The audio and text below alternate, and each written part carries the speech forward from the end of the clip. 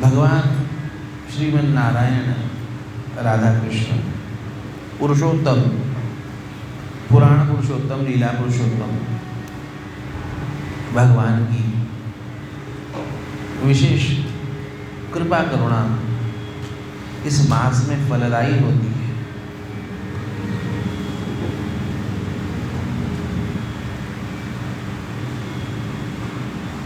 अधिक मास में किस प्रकार से और क्या क्या विशेष पुण्य कर्म करने से भगवान की प्रीति होती है, इसका वर्णन सूत जी महाराज नैमिषारण्य में करते हैं, वर्णन करते हैं।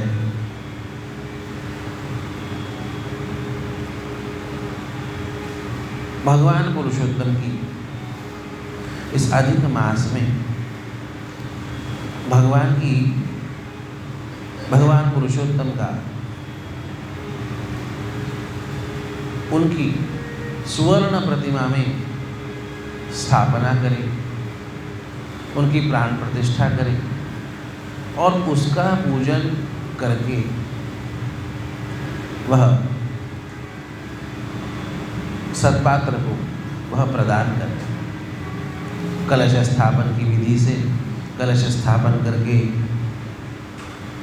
स्वर्ण प्रतिमा में भगवान की प्राण प्रतिष्ठा, षोडशोपचार पूजन, उनका विशेष अभिषेक इत्यादि संपन्न करके फिर वह यदि संभव हुआ तो हवन इत्यादि करके फिर वह प्राण प्रतिष्ठित प्रतिमा सत्पात्र को प्रदान करने का विशेष पुण्य ये अधिक मास में बताया।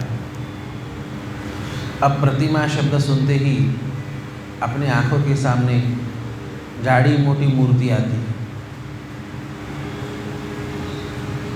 पर हम इतने आधुनिक अच्छे काल में, सुख सुविधा साधन सुविधा संपन्न काल में हम जी रहे हैं कि सारी चीज़ें अपने अनुकूल हमें उपलब्ध हो सकती। छोटा सा इतना सा सोने का पतरा होता है और सुनारों के पास में छापे होते हैं, भगवान नारायण का छापा, भगवान शिव जी का छापा, वो जो है उस पर केवल मोहर लगा देते हैं, अलग अलग प्रकार की मोहर होती है और उतना आकार जो है वह निकल जाता है, बिल्कुल छोटी सी प्रतिमा। तो इससे शास्त्र में बताया हुआ पुण्य भी सध जाता है और हमें भी अधिक जो है बोझा ये नहीं हो पाता। जिन्हें संभव है वो तो अधिक करेगी, पर यदि नहीं संभव हो तो ऐसे भी किया जा सकता। भगवान की हरिव्यापक सर्वत्र समाना यह सिद्धांत है। सर्वत्र समान भगवान होने के बावजूद भी कुछ विशेष स्थानों से वह विशेष प्रतिलक्षित प्रतिफलित होते हैं। जिस प्रकार अब यह बिजली, इस हॉल में बिजली एक समान है कि नहीं, पर ये बल्ब जो प्रकाश देता है और ये जो है प्रकाश देता है, इसमें फ़र्क है कि नहीं? क्यों फ़र्क है? 100 वैट का बल्ब जो प्रकाश देता है वो 10 वैट का क्यों नहीं देता? उस स्थान पर बिजली भले ही समान हो, पर बिजली जिससे प्रकट होनी है उसके उपकरण भिन्न होने के कारण, उनके उपकरणों की क्षमता भिन्न होने के कारण उससे मिलने वाला प्रकाश कम या अधिक यह हमें प्राप्त होता है। उसी प्रकार हम देवताओं का पूजन करते हैं, देवताओं का सेवन करते हैं, हम किस माध्यम से, किस उपकरण में हम उनका पूजन कर रहे हैं, इसके ऊपर उसका मिलने वाला फल यह निर्भर होता है। सबसे सर्वाधिक शुद्ध, सर्वाधिक विशेष यदि कोई भगवान के पूजन का साधन है तो वह सुवर्ण में भगवान की प्राण प्रतिष्ठा करें और पूजन ये सर्वाधिक विशेष फलदायी माना। अधिक मास में भी माना, आप दूसरे तीसरे पूजाओं में भी देखते होंगे, कोई जनन शांति हो, गृह प्रवेश इत्यादियों की पूजा हो। अब आपके यहाँ करते हैं कि नहीं पता नहीं, वास्तु की छोटी प्रतिमा होती है, करते हैं या नहीं? हाँ, और वो फिर ईशान कोण हो, अग्नि कोण हो, इन कोणों में स्थापित की जाती है। खैर, स्वर्ण प्रतिमा में भी भगवान की स्थापना की जा सकती है। फिर उसके बाद चांदी में भी स्थापना की जा सकती है, फिर अष्टधातु में भी स्थापना की जा सकती है। फिर जो प्राप्त धातु है उसमें भी की जा सकती है, और धातु ही नहीं तो फिर सुपारी में भी की जा सकती है। पर याद रखना, सुपारी से लेकर सुवर्ण तक ये जो अलग अलग जो माध्यम है ना, इनसे मिलने वाला फल अलग अलग होता है। भाव की तो बात है ही, पर यदि हमें, अच्छा, भाव की बात किसके लिए प्रधान है? जो निष्काम है ना, उसके लिए प्रधान है। हम भगवान की कृपा बनी रहे, बरकत बनी रहे, घर में अच्छा सब सुख शांति इत्यादि बने रहे, उसके लिए जितने उत्कृष्ट धातु का उसमें हम भगवान की प्राण प्रतिष्ठा करके प्रदान करते हैं, उतना ही विशेष फल यह हमें प्राप्त होता है। भगवान की, अच्छा, यदि भगवान की प्रतिमा स्थापन करके प्रदान करेंगे तो मुख्य पक्ष है ही। फिर कहते हैं जिन्हें संभव है वो स्वर्ण तुलसी यह अर्पित करके विशेष फल प्राप्त करें। अधिक मास में किया गया, अधिक मास में बहुत सारी चीज़ों का अलग अलग प्रकार के दानों का वर्णन है। मुख्यतः 33 प्रकार के दानों का वर्णन है, क्योंकि अधिक मास की वैसी संख्या ये 33 गिनी है। अब एक आध दो दिन कम भी यदि हो जाए, फिर भी कुछ योग होते हैं, कुछ पर्व होते हैं, वो उन 30 दिनों में सध जाते हैं। तो स्वर्ण प्रतिमा, स्वर्ण तुलसी, इसे प्रदान करना ये विशेष फलदायी कहा। अब उसके साथ साथ जिन्हें संभव है उनके लिए गोदान की विशिष्ट विधि बताई। गोदान संकल्प पूर्वक, गो माता के पूजन पूर्वक उनकी अंग पूजा, आवरण पूजा इत्यादि संपन्न करा के गोदान जिन्हें संभव है वो उस प्रकार का सवत्स सालंकृत गोदान करे, ऐसा कहते हैं। जिन्हें वो भी संभव नहीं, सूत जी महाराज कहते हैं सुवर्ण की छोटी सी प्रतिमा, छोटी सी मूर्ति, इसमें भी भगवती कामधेनु जो गोलोक में भगवान श्री कृष्ण के संग विराजती है, उनकी उसमें प्राण प्रतिष्ठा करे और वह प्राण प्रतिष्ठित सुवर्णमय गोमाता प्रदान करे। अधिक मास विविध दानों का वर्णन है और उसमें सबसे बड़ा दान यदि कोई है तो वो सुवर्ण दान है। इसलिए अच्छा, अब यहाँ पे होता है कि नहीं पता नहीं, अधिक मास में दामाद को कुछ देते हैं, होता है क्या आप? हाँ हाँ हाँ, तो अपने आप्त इत्यादियों को देना ये भी अधिक मास में प्रशस्त माना। यद्यपि वह मुख्य पात्र नहीं है, फिर भी कुछ न कुछ स्वल्प पुण्य उसे प्राप्त हो जाता है। सुवर्ण दान यह अधिक मास का सबसे प्रधान दान है। सुवर्ण दान यदि नहीं सध सके तो फिर उसके बाद कहते हैं रजत दान, ये विशेष पुण्यकारी है। रजत अर्थात चांदी, उसका दान विशेष पुण्यकारी है। फिर कहते हैं हमें चांदी का जो है सुवर्ण की यदि संभव नहीं हुई तो चांदी की प्रतिमा, चांदी की गौ माता, चांदी का तुलसी पत्र इत्यादि हम प्रदान करेंगे। फिर कहते हैं अन्नदान का भी विशेष महत्व है। सीधा दे देते हैं या इसमें तो अधिक मास में ऐसा है अपूप दान।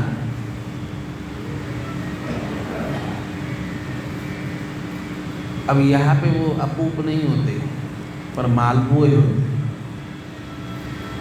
मालपुए का ब्राह्मणों को मालपुआ खिलाना ये विशेष फलदायी का है। जितने छेद उस मालपुए में होते हैं उतने काल तक भगवत लोक की प्राप्ति होती है, ऐसा उसका फल बताया है। इसलिए मालपुए का जो है उसे प्रदान करना ये भी विशेष फलदायी बताया। वस्त्र दान हो, अन्नदान हो, ये विशेष उपयोगी इस प्रकार से बताया। जिसे जो जो आवश्यक है वो चीज़ें हम प्रदान कर सकते हैं। 33 की संख्या का विशेष महत्व बताया। हमें मालपुए देने हैं तो 33 मालपुए दें। हमें दीपक दान करने हैं तो हम 33 दीपकों को अर्पित करें। हमें और कुछ किसी के उपयुक्त यदि साधन यदि प्रदान करने हैं तो 33 संख्या में वह प्रदान करें। थोड़ी सी आवाज़ कम दूर करो। 33 इस संख्या में जो है वह प्रदान करें। जिस प्रकार से सत्यनारायण भगवान का प्रसाद बनाते हैं ना, तो उसमें क्या लिखा है? सवाया मात्रा में हर चीज़ ग्रहण करें। हर चीज़ सवा सवा सवा। यदि आप सवा कटोरी लेते हैं तो सवा कटोरी, सवा किलो लेते हैं तो सवा किलो, जो भी जैसे। तो उस प्रकार अधिक मास का उसकी विशेष महत्वपूर्ण संख्या ये 33 की संख्या में जो है उन्हें सत्पात्र किसी वैदिक ब्राह्मण को, विशेष करके वैदिक शास्त्रीय और पुराण व्याख्याता ब्राह्मण को विशेष दान करने का विशेष फल बताते हैं।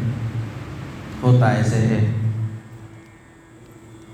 अधिक मास में दीपदान की भी विशेष विधि है। दीपदान का भी विशेष पुण्य है। होता यह है, एक बार भाग्यनगर में एक राजा होता है। भाग्यनगर मतलब क्या जी? आज की भाषा का आज की भाषा का हैदराबाद। और वो राजा होता है, उसका नाम होता है चित्रबाहु। और वो राज्य कर रहा होता है। और एक बार उसके राज्य में ऋषि का आना होता है। कोई सामान्य ऋषि नहीं, अगस्त्य महामुनि का आगमन होता है। अगस्त्य जी महाराज आते हैं और अगस्त्य जी महाराज आते हैं तो झुककर उन्हें प्रणाम यह राजा करता है। उनका स्वागत करता है, उनका पूजन करता है। महाराज अगस्त्य जी पूछते हैं, राजा कैसा चल रहा है, क्षेम कुशल? उसने कहा सब कुछ अच्छा है महाराज, बस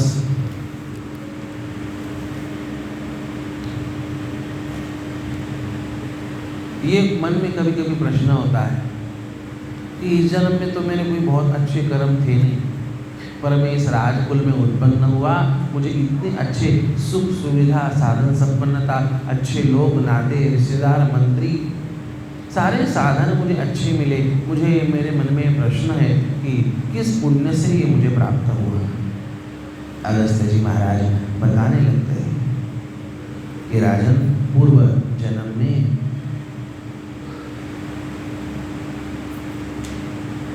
तुमने बहुत सही प्रश्न पूछा। पूर्व जन्म के पुण्य से ही तुम्हें प्राप्त है। एक मणिग्रीव नाम के दो व्यक्ति थे, बड़े सामान्य थे और अच्छा, उस जन्म में तुम नास्तिक थे, दुष्ट थे, चरित्रहीन, असत्यवादी, सारे दोषों से भरे हुए थे। अब सारे दोषों से भरे हुए थे तो होता ऐसे है, बस तुम्हारी विशेषता ये थी कि तुम्हारी पत्नी है ना, बड़ी पतिव्रता थी, बड़ी समझदार थी, बड़ी सुयोग्य थी, और वो तुम्हारी पत्नी तुम्हारी तो सेवा करती। जो विपरीत परिस्थिति रहती उसमें भी जो है तुम्हारी पत्नी ने तुम्हारा साथ नहीं छोड़ा। अब तुम दुष्ट चरित्र वाले थे, असत्य चरित्र वाले थे, इसलिए सारे नाते रिश्तेदारों ने तुमसे किनारा कर लिया, तुम्हारा बहिष्कार कर लिया। और फिर अच्छा, राजा ने भी जो है देश निकाला कर दी, और सारा जो धन वगैरह जो है चोरी करके जो इकट्ठा किया था वो सारा का सारा धन राजा के द्वारा जब्त किया जाता है। अब ये धनहीन है, इस प्रकार से जंगल में जैसे तैसे गुजारा कर रहा है। जो भी कंदमूल फल मिले, जंगल में वन्य पशु इत्यादि होते हैं, उन्हें मारकर उनका मांस खाकर इत्यादि तुम जीवित रहते थे। एक बार हुआ ऐसे कि अन्न नहीं मिला, कुछ नहीं मिला, इसलिए शिकार करने के लिए तुम जंगल में चले गए। अब जैसे ही जंगल में चले गए, वहाँ पे उग्रदेव नाम के एक महामुनि होता ये है, वो प्रयाग जा रहे होते। और पुराना समय यात्रा का मतलब होता था पैदल यात्रा। अब पैदल यात्रा के लिए निकले, और जैसे ही पैदल यात्रा के लिए निकले, जिस वन में तुम शिकारी के लिए गए थे ना, उस वन से वो आ रहे थे। धूप का समय था, सिर पे कुछ नहीं था, भरी धूप में माध्याह्न काल में चलते चलते चलते चलते चलते चलते एकाकी अकेले आ रहे हैं। जंगल का रास्ता, और धूप से लू लग गई और बेहोश होके वो वहाँ पे गिर गए। लू लगना समझते हैं? हाँ, वो जो सूरज की किरणें, ताप, गर्मी, उससे जो है मूर्छित होके गिर गए। और जैसे ही मूर्छित होके गिर गए, संयोग की बात, तुम वहाँ शिकारी करने के लिए पहुंचे। तुमने उन ब्राह्मण देवता को देखा, तुम्हारे मन में वैसे तो दया थी नहीं, पर संयोगवश तुम्हारे मन में दया उत्पन्न हो गई। अब दया उत्पन्न हो गई, तुमने उन मूर्छित बेहोश उग्रदेव महामुनि को अपने आश्रम पे लाया। आश्रम पे लाया, उन्हें विश्राम करवाया, उन्हें उनकी सेवा की, उन्हें आवश्यक जो भी जड़ी बूटियाँ इत्यादि थी वो उन सब से उनकी सेवा की। वह मुनि जग गए, चकित थे, मैं कहाँ पे हूँ, इधर उधर देखते हैं, पूछते हैं मैं कहाँ पे हूँ। तब तुम बताते हो कि मैं मणिगिरी हूँ और मेरे कुटिया पे आप विराजमान हैं। आप जंगल में बेहोश हो चुके थे, सारा वृत्तांत बताता है। महामुनि उसकी सरलता को देखते हुए प्रसन्न हो जाते हैं, और प्रसन्न होकर कहते हैं क्या चाहिए बताओ बेटा। वो ये कहता है महाराज क्या बताएं, हम सबसे परित्यक्त है, हम वंचित है, हम उपेक्षित है, धनहीन है, श्रीहीन है, शोभाहीन है, स्वजनहीन है। बस ये एक भाग्य है कि ऐसी दुरवस्था में भी मेरी पत्नी ने मेरा साथ नहीं छोड़ा। होता यह है, प्रसन्न हो जाते हैं उग्रदेव जी और कहते हैं चलो कोई बात नहीं, तुम्हें मैं एक उपाय बताता हूँ जिससे तुम श्रीयुक्त हो जाओ। अगले महीने अधिक मास नाम का अति दिव्य मास आ रहा है, उस मास में तुम अधिकाधिक पुण्य करो, तुम्हें जो जितना संभव हो उतना जो है व्रत तुम करो। संभवतः एक समय नक्त अर्थात रात को भोजन करो, दिन भर व्रतस्थ रह के उपवसित रह के भगवान को नित्य श्री हरि पुरुषोत्तम भगवान नारायण के निमित्त दीपदान किया करो। अब यही एक साधन था जिससे वो कर पाता। हमारी परंपरा में गरीब से गरीब के लिए भी साधन है और अमीर से अमीर के लिए भी साधन।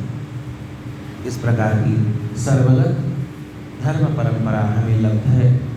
होता ये है, गरीब भी यदि और कुछ दान भले ही न कर सके, न सोना दे सके, न चांदी दे सके, न गऊ दे सके, न और कुछ कर सके, पर वो दीपदान दीपक तो लगा ही सकता है। नित्य रोज दीपक लगाने का विशेष फल बताते हैं। दीपक लगाने से ज्ञान की प्राप्ति होती है और इतना ही नहीं, ऐश्वर्य की भी प्राप्ति होती है। विशेष करके अच्छा, उसने कहा कि महाराज जो है दीपक लगाना भी हमें संभव नहीं चाहिए। कभी आप प्रयास करेंगे जैसे तैसे, उसके लिए घी लगता है। ऋषि कहते हैं घी की ज़रूरत नहीं, जब तुम्हें घी जब भी कभी मिले तो तुम घी का दीपक लगाओ, और यदि घी का दीपक नहीं मिल सके तो तुम तेल का दीपक लगाओ। तेल का भी दीपक लगाएंगे तो भी चलेगा। शुरू में यदि घी उपलब्ध नहीं होता तो तेल का लगाओ, जब घी उपलब्ध होगा तब तुम घी का दीपक करो। हर एक के अलग अलग फल हैं। तिल का तेल भी ऐश्वर्य देता है। घी तो खैर सर्वविध ऐश्वर्य प्रदान करता ही है। बस आज के समय में कहना आवश्यक होता है कि भारतीय वेद लक्षणा देशी जो गौ माता है उसके घी का दीपक ही पुण्यप्रद होता है। बड़ा भीषण समय है आज के युग में। घी के नाम पे चर्बी बिकती है, घी के नाम पे मिलावट मिलती है। दुकानों में जाओ और कहना कि दीपक के लिए घी चाहिए तो वो स्पेशल घी रखा होता है, मिलावट वाला। इसलिए सर्वोत्तम पक्ष तो यही है कि हम स्वयं अपने घर पे गौ माता के दूध दही इत्यादि गौशाला से ग्रहण करें और उससे जो घी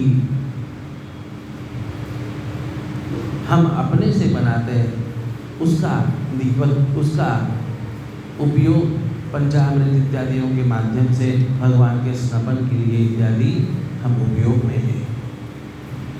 होता यह है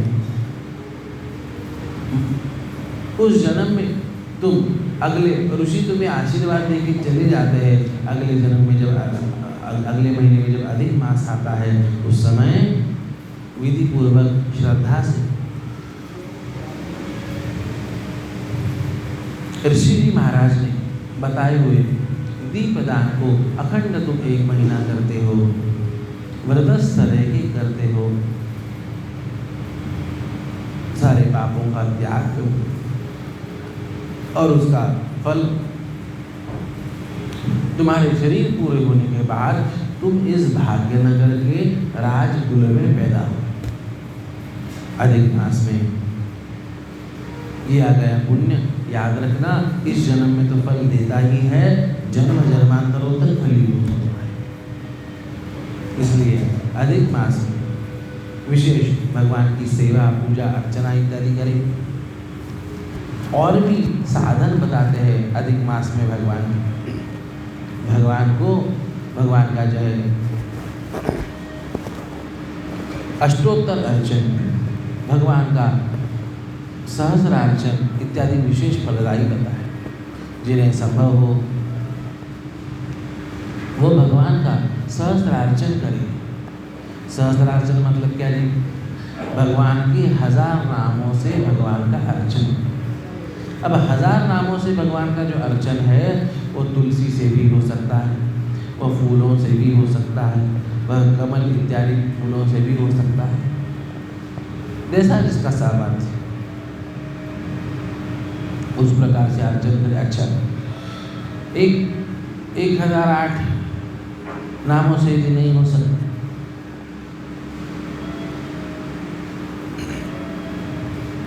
तो हमारे यहाँ 108 नामी अष्टोत्तर शत नामावली से अर्चन करें। 108 नामों से भी यदि नहीं हो पाता तो रोज 32 नामों से जो है, 32 नाम ही है भगवान, उन नामों से भगवान का अर्चन हो। वो भी यदि संभव नहीं हो पा रहा तो रोज 24 नाम है भगवान के, उन 24 नामों से नित्य अर्चन हो।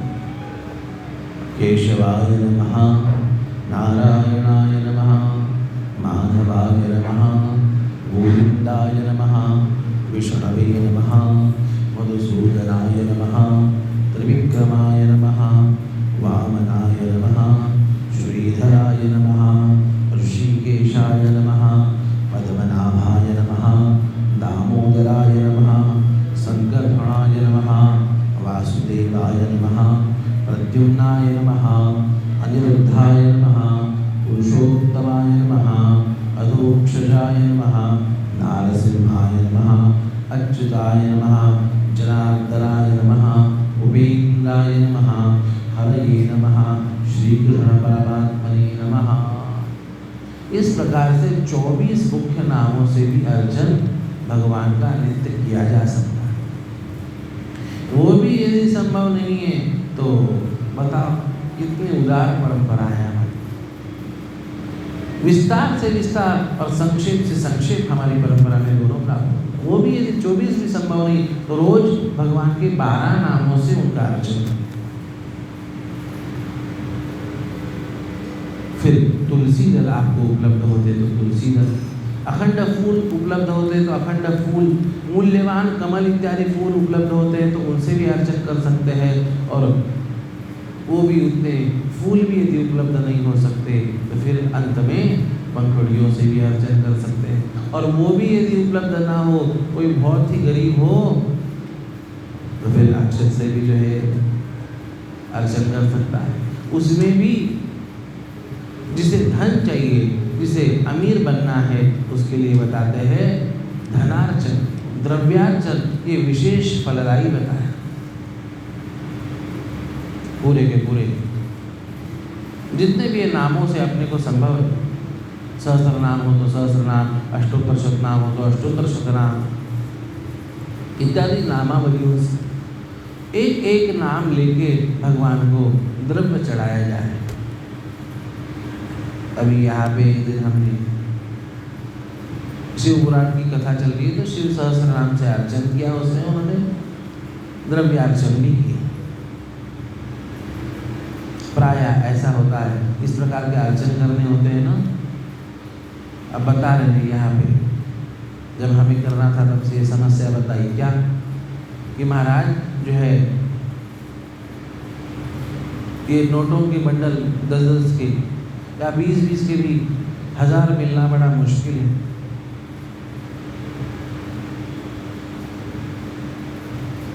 मिलते नहीं, पहले से थोड़ी तैयारी करें। उसमें भी नोटों से भी अच्छी बात है कि हम सिक्कों से करें। नोटों का जो है नोट कई जगह कई हाथों में घूम के आती है, कई हाथों का स्पर्श उसे हुआ होता है, उसका स्पर्श भगवान को कराना उचित नहीं है। पर सिक्के जो होते हैं वो भी भले ही घूम के आए हो पर उसे हम धो सकते हैं। धो के जो है गंगा जल इत्यादियों में हम धो के उसे जो है हम चढ़ा सकते हैं। फिर कहते हैं एक एक नाम से अच्छा अपने को अच्छा काल है, अब 10 के भी सिक्के हैं, 20 के भी सिक्के हैं, सुना है कि 50-100 के भी सिक्के, जो भी जैसा संभव उस प्रकार से हम अर्चन करें। जिसे धन की कामना है वो इस प्रकार से द्रव्य का अर्चन करे, ऐसा बताया। जिसे मोक्ष की कामना है वो तुलसी दल से अर्चन करे। तुलसी हेम रूपांच रत्नरूपाञ्च मञ्जरी भवमोक्षप्रदां तुल्यं अर्पयामि हरिप्रियम्। जिसके पास कुछ भी नहीं उसके लिए कहते हैं कि तुलसी के जो पत्ते हैं ना वो सोना है, और जो मंजरी होती है ना वो उसके लिए रत्न है। इसलिए अभी यहाँ पे प्रायः देखते हैं कि तुलसी के अलग अलग पत्ते जो है निकाल के चढ़ाते हैं, पर नियम ऐसा है विशेष, यदि संभव हो उतनी मात्रा में उपलब्ध हो तो वो जो मंजरी होती है ना उसके सहित नीचे दो तीन पत्ते और मंजरी सहित तुलसी तोड़ी जाए और वो भगवान को चढ़ाई जाए। तुलसी अर्चन की विशेष महिमा बताते हैं, और कौन से पुण्य कर्म है अधिक मास में जिसे करने से हमें विशेष फल प्राप्त होता है। उन पुण्य कर्मों का श्रवण हम कल के सत्र में करेंगे। विनती है कि सुबह के सत्र में कोई तो माइक का जान